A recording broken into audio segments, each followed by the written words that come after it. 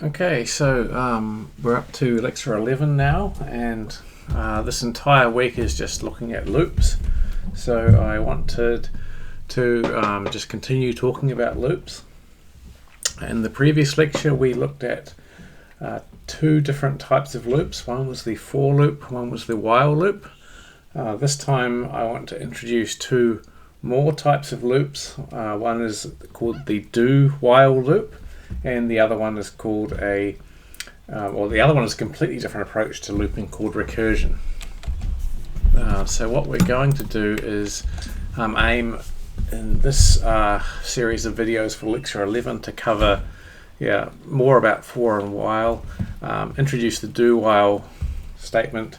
We'll do a fairly complicated example, and there are slides for it, but I might just go and fire up C# to do that example and do it live for you, and then talk about recursion. So we, just as a bit of a revision from the last video, we talked about the for loop and how that gets set up with the keyword for, and then the body, the sort of the header of the loop, which contains three parts. So this is the initialization statement, so that sets some variable called num to for. Then there's the condition, which is true or false. That means that basically that controls when the loop finishes. So as soon as that expression is false, then the loop exits. While the expression is true, the loop continues running. And then we have the third part, which is the statement that happens every time the loop body iterates. So in this case, it's just increasing num by 1. That's what num plus plus means. So the statements, the values are 4, 5, 6, 7, 8, 9, 10.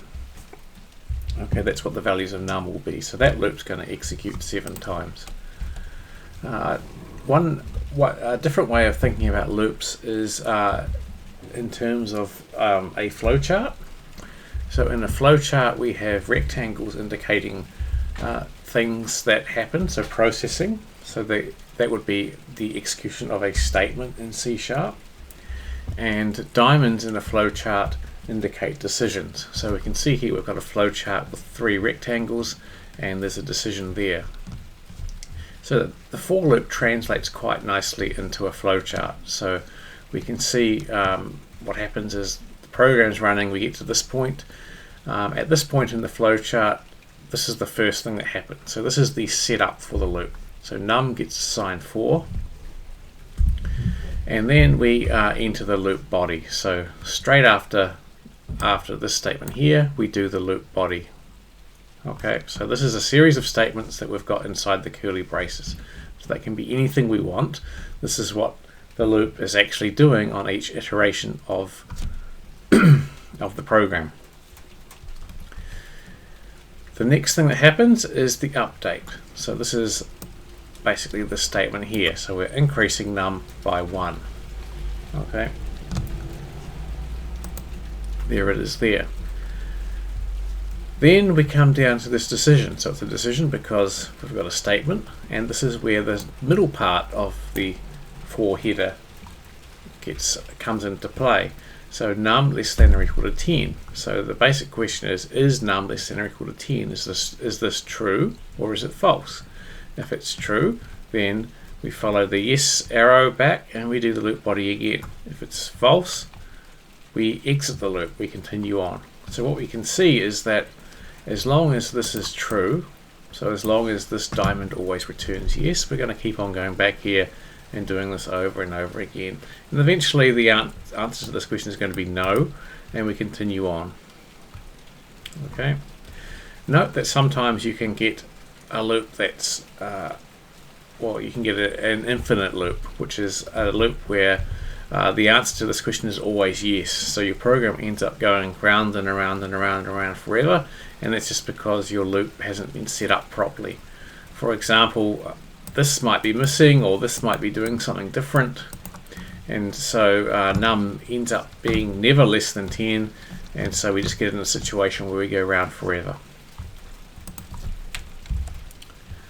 And that's just showing us where the different parts of the for loop come into play, which I've explained. The while loop is simpler, okay, simpler than the for loop. So we started with the most complex loop, and then we went on to the simpler loop. So the while loop executes as long as this statement here is true. So as long as counter is greater than or equal to 0, we'll keep on doing this over and over and over again until finally this expression is false, then we exit. In terms of a diagram, it's a bit of a simpler diagram. We just have the diamond first. So our program's running, we come along to this point, we reach the diamond. Is counter greater than or equal to 0? It's either yes or no. If it's yes, we do the loop body, which is inside here, and come back to the start again. Otherwise, we exit. There's something important to notice here, and that is that sometimes we may not execute this loop body. Okay, so it could we might be coming into this loop with counter equals -1. So if counter equals -1, then the answer to this question will be no, which is false up here. And so we just proceed on after the loop. We just jump to the point after this loop body and continue running. That's slightly different to the for loop. If we go back to here, we can see that the loop body will always run at least once because the test is further down. Okay, so even if this is false, so maybe coming into the loop number's 11, which it can't be because we've got this here, but just imagine that this was gone. Coming into the loop, if num was 11, we'd do this loop body once, and then we test to see whether number is less than or equal to 10, that's false, and we proceed. Okay, so with the for loop, we do the loop at least once. With the while loop, we may not do the loop body. The third type of loop is a slight variation on the while loop. It's called a do-while loop, and the main difference is that whereas the while loop has its expression at the top, the do-while loop has its expression at the bottom. Other than that, it's fairly similar. So the idea is that the loop keeps running as long as the expression is true, but the test for the evaluation of the expression happens at the end of the loop. Okay, and that means that the flowchart's slightly different.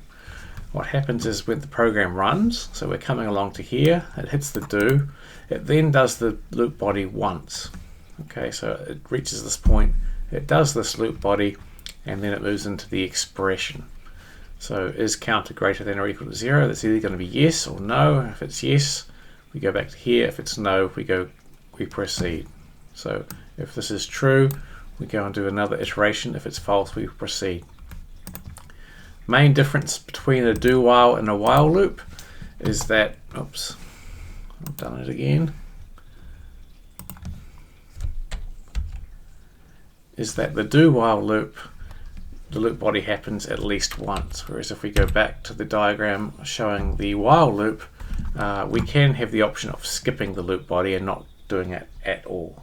Okay, so most of the time a while loop is fine, so most people use a while loop, and that's the most common type of loop, but sometimes you need to have the loop body executing at least once, and it's guaranteed to execute at least once, and so in that case you would do a do while loop. Okay, so that's just explaining how you can think of loops in terms of flowcharts and how the flowcharts look different for each of the different types of loop. So I think in the next example we'll go back to the for loop again, because that's the most complex type of loop, and we'll fire up C# and we'll actually do some loop programming and draw some graphics.